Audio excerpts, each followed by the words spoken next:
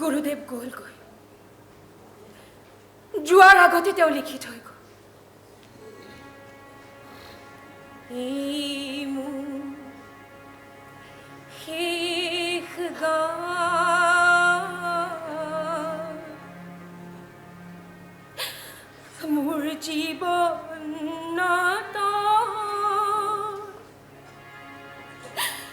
শেষ ৰাগিনী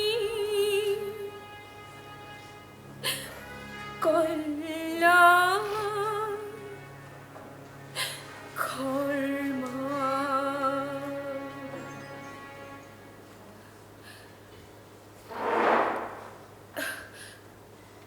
নাই মই নাকান্দো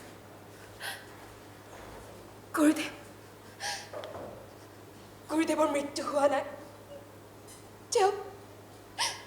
তেওঁ জীয়াই আছে মই মোৰ মৃত্যুৰ আগমুহূৰ্তলৈকে গুৰুদেৱক মোৰ বুকুৰ মাজত জীয়াই লৈ ফুৰিম গুৰুদেৱ জীয়াই আছে অসমৰ বতাহ পানী মাটিত মিহলি হৈ আছে গুৰুদেৱৰ মৃত্যু হ'ব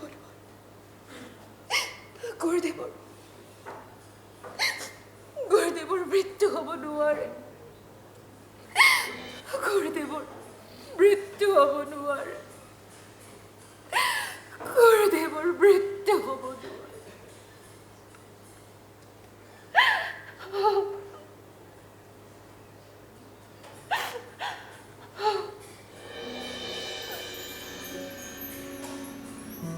মোৰ বিশ্বাসেই হোৱা নাই অসমৰ মানুহে আপোনাক হেৰুৱালে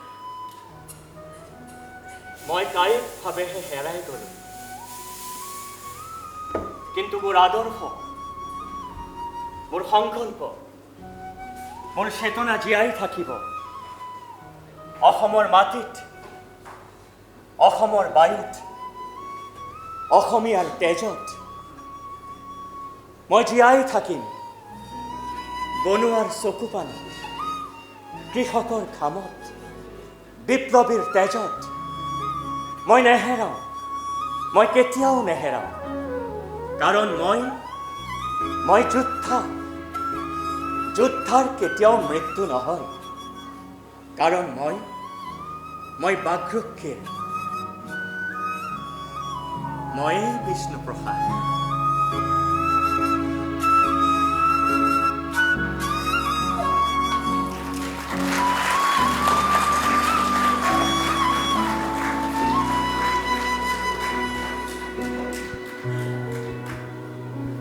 ইমান পৰে আপোনালোকে উপভোগ কৰিবলৈ সক্ষম হ'ল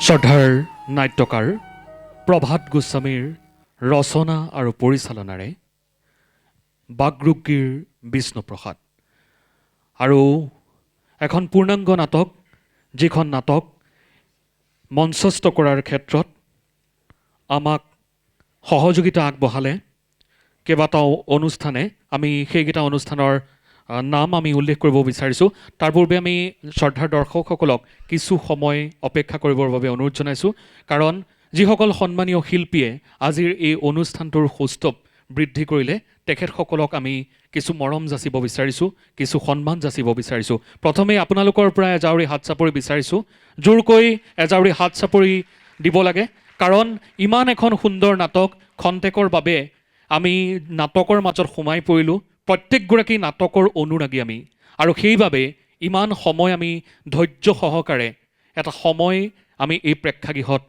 সকলো একত্ৰ হ'লোঁ আমি এই চেগতে আমি কৃতজ্ঞতা জ্ঞাপন কৰিব বিচাৰিছোঁ আমাৰ এই অনুষ্ঠানৰ আয়োজনৰ ক্ষেত্ৰত অংশীদাৰ হৈ থকা hospital partner doctor Baruah heart city পৃথিৱী বিখ্যাত doctor Dhaniram Baruah heart city আমি ধন্যবাদ জ্ঞাপন কৰিব বিচাৰিছোঁ সুস্বাদু খাদ্যৰ বাবে বিখ্যাত জেবিছ ফাৰ্মাচিউটিকেল ইনষ্টিটিউট নেপেটছক আমি ধন্যবাদ জনাব বিচাৰিছোঁ ঠেঙাল কছাৰী স্বায়ত্ত পৰিষদকো আমি কৃতজ্ঞতা জ্ঞাপন কৰিব বিচাৰিছোঁ আৰু north east disabled development society নিটছক আমি ধন্যবাদ জ্ঞাপন কৰিব বিচাৰিছোঁ আৰু আমি এই মুহূৰ্তত মঞ্চলৈ আটাইকেইগৰাকী নাটকৰ লগত জড়িত শিল্পীক আমি আমন্ত্ৰণ কৰিব বিচাৰিছোঁ আৰু এই ক্ষেত্ৰত ৰাগিনী প্ৰডাকশ্যনৰ প্ৰতিষ্ঠাপক অলকা বৰুৱাক সহযোগ কৰিবৰ বাবে আমি বিনম্ৰতাৰে অনুৰোধ জনাইছোঁ। অকণমান সময় আৰু ধৈৰ্য ধৰক, ইমান সময় আপোনালোকে ধৈৰ্য সহকাৰে নাটক উপভোগ কৰিলে আমাৰ বাবে সেয়াই বহুত। আমি প্ৰথমেই দুগৰাকী কণমানি শিল্পী আহিছে, বৰ ধুনীয়াকৈ অভিনয় কৰিছে। আমাৰ মাজত উপস্থিত হৈছে প্ৰভাত গোস্বামী, তেখেতৰ আচলতে সৃষ্টি, তেখেতৰ বাবেও হাত চাপৰি মাৰিব লাগে। ডাক্তৰ আলেখ্য বৰুৱা, তেখেতে যথেষ্ট সুন্দৰ অভিনয় কৰিছে বিষ্ণুপ্ৰসাদৰ চৰিত্ৰত।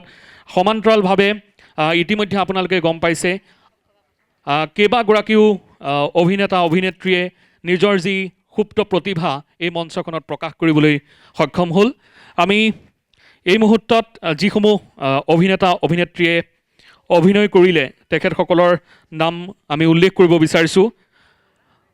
ডাক্তৰ আলেখ্য বৰুৱা, ইতিমধ্যে তেখেতে সুন্দৰভাৱে অভিনয় কৰিছে।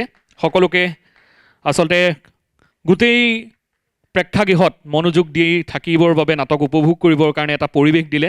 তেখেতৰ বাবে হাত চাপৰি আমি বিচাৰিম। কিছু সম্বৰ্ধনা জনাব বিচাৰিছোঁ। কল্পনা কলিতা, নিৰুপমাৰ চৰিত্ৰত তেখেতে অভিনয় কৰিছে আৰু অসমৰ এক চিনাকী নাম নিৰুপমা কলিতা, তেখেতকো কল্পনা কলিতা, আচলতে নাটকৰ মাজত সোমাই পৰিছোঁ যে। সমান্তৰালভাৱে কৃষ্ণা কল্যাণী কনকলতাৰ চৰিত্ৰত অভিনয় কৰিছে, খুব সুন্দৰ অভিনয় কৰিছে। সকলোৰে পৰিচিত প্ৰিয়ম পল্লৱী, এয়া প্ৰিয়ম পল্লৱী, এজাউৰি হাত চাপৰি লাগে।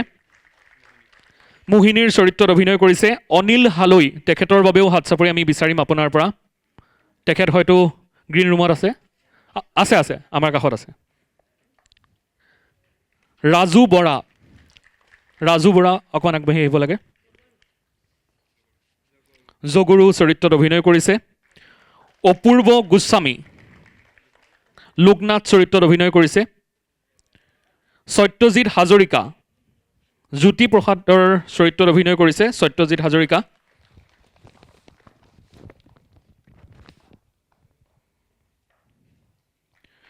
মানস জ্যোতি শৰ্মা ফণী শৰ্মাৰ চৰিত্ৰত অভিনয় কৰিছে, খুব সুন্দৰ সাৱলীল অভিনয়। নীলিম চেতিয়া, এয়া ফণী শৰ্মা। আমি নীলিম চেতিয়াক সম্বৰ্ধনা জনাব বিচাৰিছোঁ।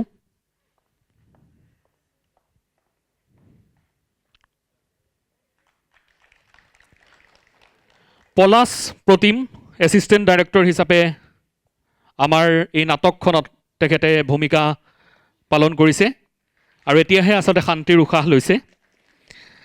জোন বৰা, আমি আগুৱাই আহিবৰ বাবে অনুৰোধ জনাইছোঁ।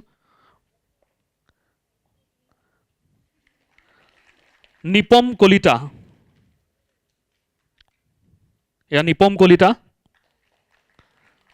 নিকুমণি কলিতাকো আমি চিনাকি কৰি দিব বিচাৰিছোঁ। আৰোহী ভূঞা কণমানি, এয়া খুব সুন্দৰ অভিনয় কৰিছে, উজ্জ্বল ভৱিষ্যত কামনা কৰিছোঁ। নিষ্ঠাজিতা কলিতা আৰু এগৰাকী কণমানি, খুব সুন্দৰ অভিনয়। উদীপ্ত বৰগোহাঁই,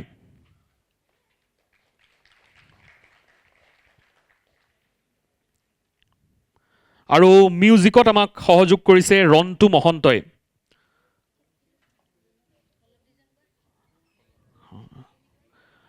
আমি চেদিক্সা কলিতা। পল্লৱ ডিজেন আমাৰ মাজত আছে, খুব সুন্দৰ অভিনয়। মেকআপত সহযোগ কৰিছিল জুলি শইকীয়া আৰু বিশ্ব, দুয়োকে আমি আমন্ত্ৰণ জনাইছোঁ।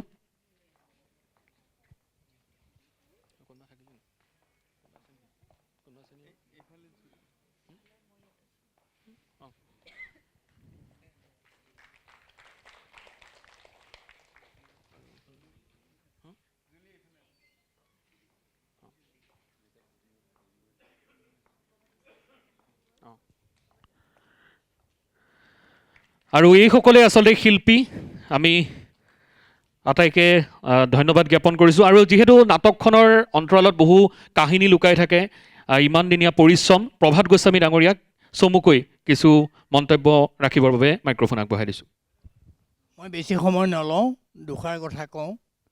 প্ৰথম কথা, এনেকুৱা এজন ব্যক্তি যাৰ গোটেই জীৱনটো মই 1.5 ঘণ্টা সময়ৰ ভিতৰত আপোনালোকৰ আগত দাঙি ধৰাটো মোৰ এটা ধৃষ্টতা। তথাপিও চেষ্টা কৰিছোঁ তেখেতৰ বৰ্ণাঢ্য জীৱনক আপোনালোকৰ আগত দাঙি ধৰিবলৈ। যদি কিবা দোষ হৈছে তাৰ বাবে মই ক্ষমাপ্ৰাৰ্থী। মই প্ৰথমতেই কৃতজ্ঞ অলকা বৰুৱাৰ ওচৰত আৰু নিৰঞ্জন কলিতাৰ ওচৰত, কাৰণ তেখেতসকলৰ সহায় নোহোৱালৈ মই নাটকখন আজি ইয়াত মঞ্চস্থ কৰিব নোৱাৰোঁ। আৰু দ্বিতীয়তে মোৰ গোটেই দলটো, এইটো অকলে কৰা কাম নহয়, গোটেই মানুহখিনিয়ে ইমান নিষ্ঠাৰে সৈতে কাম কৰিছে, সেইকাৰণে নাটকখন আপোনালোকৰ আগত আমি তুলি ধৰিব পাৰিছোঁ। আৰু ইয়াৰ যদি কৃতিত্ব বিচাৰে তেতিয়াহ'লে সকলোৱে ল'ব লাগিব। দ্বিতীয়তে এই নাটকখন আজিৰ সৈতে 8 বাৰ মঞ্চস্থ হৈছে অসমৰ বিভিন্ন জেগাত আৰু গুৱাহাটীত। কিন্তু এইবাৰ অকণমান আমি বেলেগ ধৰণে, বেলেগ কেইটামান ডাইমেনশ্যনৰ কথা চিন্তা কৰি আমি যিটো পৰিচালনা নিৰ্দেশনা সেইটো আমি অকণমান বেলেগ কৰিছোঁ। আৰু তাত মোক বিশেষভাৱে সহায় কৰিছে আলেখ্য বৰুৱা, কৃষ্ণা কল্যাণী আৰু আমাৰ কলিতা, কল্পনা কলিতা, নামটো মনলৈ অহা নাছিলে। আৰু দেখিছোঁ মই বাকী মোৰ মেম্বাৰবিলাকে ইজনে সিজনক সাংঘাতিক ধৰণে সহায় কৰিছে যে নাটকখন কেনেকৈ ভাল হয়। আৰু মই তেওঁলোকক এইটো মুকলিকৈ কৈছোঁ যে মোক তোমালোকে সহায় কৰিবা, কিবা থাকিলে ক'বা। মুকলিকৈ কৈছে, সকলোৱে সহায় কৰিছে। সেইকাৰণে আচলতে আপোনালোকৰ আগত নাটকখন মই উপস্থাপন কৰিব পাৰিছোঁ। নকওঁ বেছি, কাৰণ সময় যথেষ্ট হ'ল। একমাত্ৰ আপোনালোকৰ কাৰণেই নাটক কৰা হয়। সেইকাৰণে আপোনালোকৰ ওচৰত মই কৃতজ্ঞ আৰু মই ধন্যবাদ জ্ঞাপন কৰিছোঁ। ধন্যবাদ জনাইছোঁ।